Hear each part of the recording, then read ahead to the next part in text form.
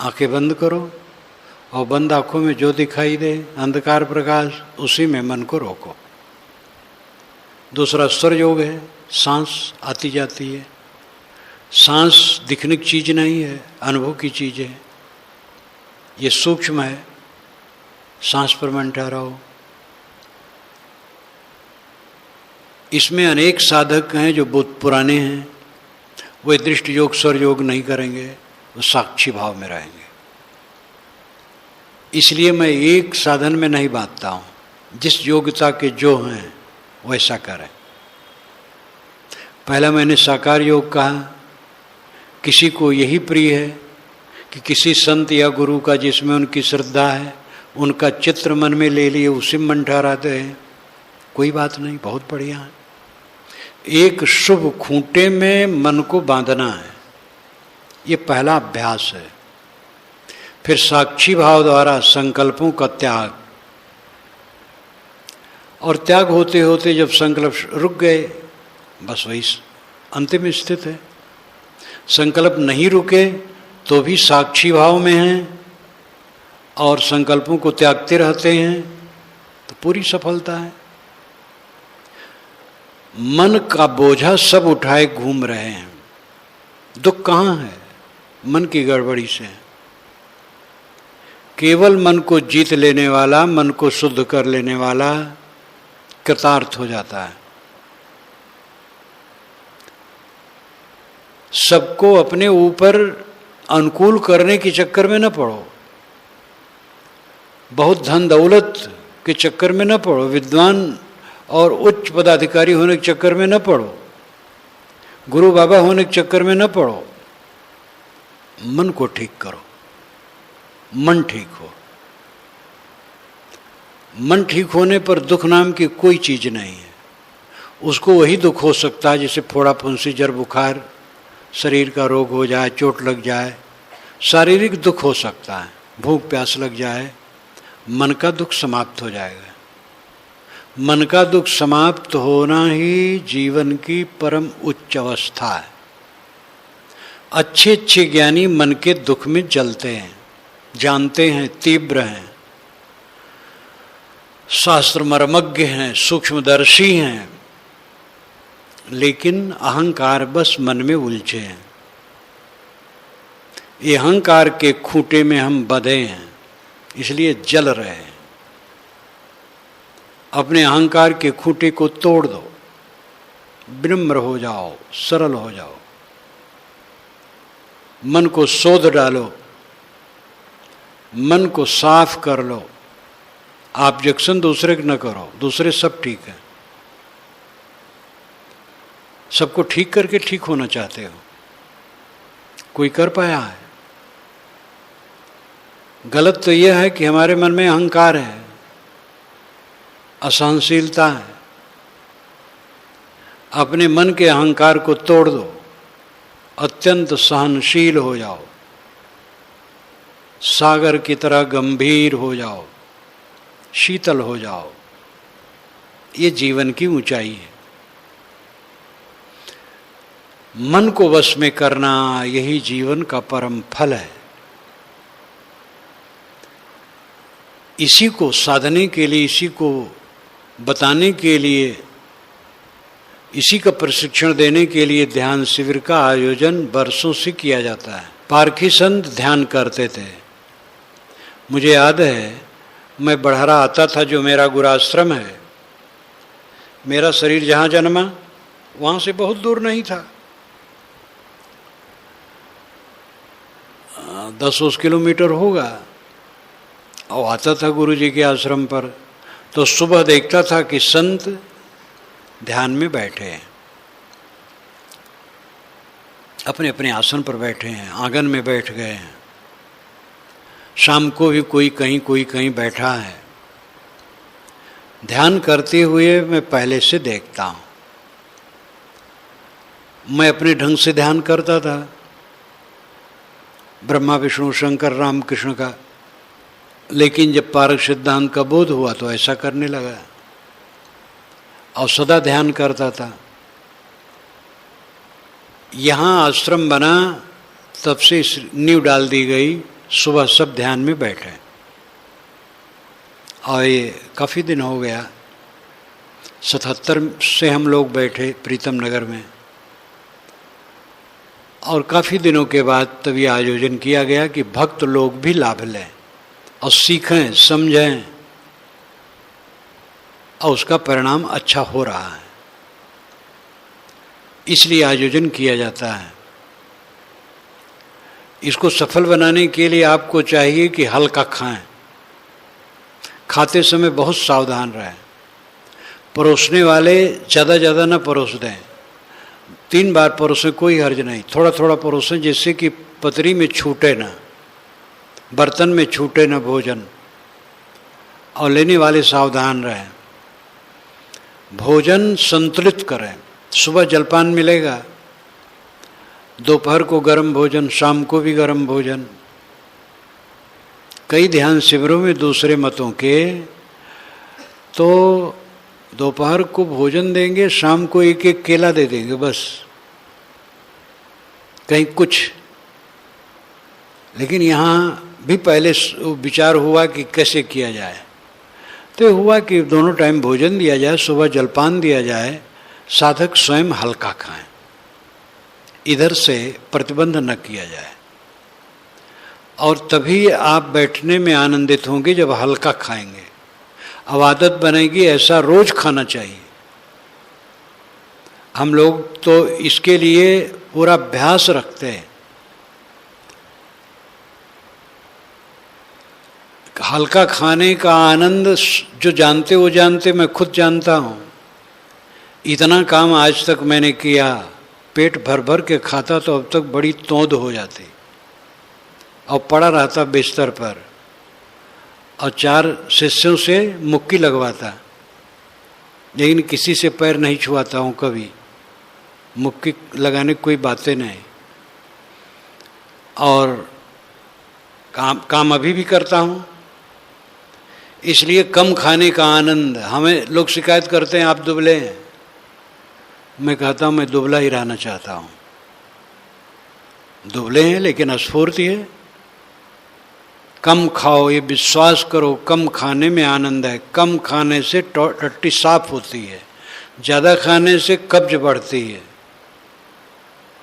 जो हम खाते हैं छोटी आंत में जाती है चीज़, और वहाँ पचती है, वो फुहारे के रूप में बड़ी आंत में जाती है, और छोटी आंत में कुछ नहीं रह जाती है। जब वो पकी नहीं रहती, ठीक से पची नहीं रहती है, तो बड़ी आंत में जा कर के वह उसके दीवार में चिपकती है। टट्टी बैठने पर उतरती नहीं, कुछ थोड़ी उतरी, बाकी इधर उधर चिपकी रही। जो चिपकी रहती है वो बराबर सड़ती है, तो उसमें गैस बनती है, और ये लगातार होते होते कुछ टट्टी निकल जाएगी, कुछ पड़ी रहेगी, दीवार में चिपकी रहेगी। ऐसे सड़ते सड़ते गैस की बीमारी हो जाती है, और वो गैस शरीर के किसी भी कमजोर अंग को रोगी बना देती है। और जो संतुलित खाता है, जल्दी पचने वाली चीज़ चबा करके, कड़ी भूख लगने पर, और कम खाता है, छोटी आंत में ही काफ़ी पक जाती है। रही कसर बड़ी आंत में, बड़ी आंत सोख लेती है रस, और टट्टी खिल जाती है, और जाने पर सोच में उतर जाती है। स्वास्थ्य के लिए अत्यंत आवश्यक है, साधना के लिए अत्यंत आवश्यक है। और इस पीरियड में तो सबको 2-2 घंटे 4 बार बैठना है, इसलिए कम खाने पर सदैव ध्यान रखो। और ये भी ध्यान रखो थाली में अन्न छूटे ना। यहाँ कोई ऐसे नहीं कि जानवर रखे गए हैं और ले जाकर के कोई नाद में डाल दिया जाए। इसलिए सावधानी से भोजन लो, और परोसने वाले सावधानी से परोसें। मौन की आवश्यकता है। जो यहाँ कारबरदारी है उनको मजबूरी है, उनको बात करना पड़ेगा। मुझे सबसे ज़्यादा बोलना है तो मजबूरी है, लेकिन साधक जो ध्यान शिविर में आए हैं उनको मजबूरी नहीं है, एकदम मौन रहें, शांत। और घूमे भी तो दो साथ नहीं, अकेले बातचीत न करो। यहाँ से बिस्तर पर जाओ, जब सेवक काम जो हो कर लो, आराम करना हो तो वहाँ आराम करो, और साधना संबंधी ही पुस्तक पढ़ो और पुस्तक न पढ़ो। अखबार पढ़ने की तो यहाँ बातें नहीं। ट्रांजिस्टर किसी को तो सुने ना, आजकल तो मोबाइल में हो गया है, लेकिन ये सब बिल्कुल न सुने। और मोबाइल का भी प्रयोग एकदम बंद रखो 7 दिन। एकदम संसार से अपने को काट दो। मौन, शांत, संतुलित भोजन, इस पर ध्यान दो। मौन पर और संतुलित भोजन पर बहुत जरूरी है ध्यान देना। और टाइम से जब जब यहाँ आना हो 2 मिनट के पहले आ जाओ, व्यवस्थित बैठ जाओ। और बाकी सावधानियाँ तो बताए ही होंगे, फिर बताएंगे। जीवन का परम फल है क्लेश रहित मन होना, मन दुखी न होना। सब जीव दुखी है क्योंकि सबके मन में अहंकार है। किस चीज का अहंकार है? ये टट्टी पेशाब की थैली का। टट्टी पेशाब की थैली ये शरीर है, इसी का अहंकार है। और इसी के अहंकार के साथ नाम, रूप, गुण, कर्म, योग्यता, पद, जवानी, परिपक्वता, जाति, वर्ण, न मालूम कितना अहंकार है। ये लाश के साथ सब अहंकार है।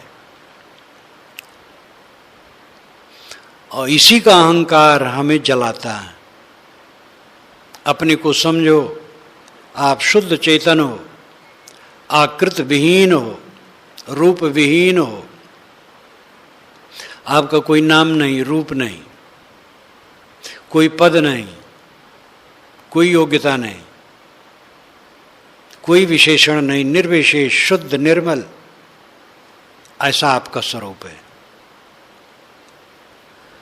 फिर किस चीज का अहंकार करते हो? किस में मिलते हो? क्या आपका है? अपने असंग स्वरूप का ख्याल करो। जो मैं कहने वाला है वो आत्मा है, शुद्ध चेतन है। मैं शुद्ध चेतन हूँ। मैं देह नहीं हूँ, प्राण नहीं हूँ, मन नहीं हूँ, रक्त नहीं हूँ, वीर्ज नहीं हूँ, मैं शुद्ध चेतन हूँ। ये भाव रखो। इसी भावाकार वृत्त में स्थित रहो। इस प्रकार बोध की जरूरत है।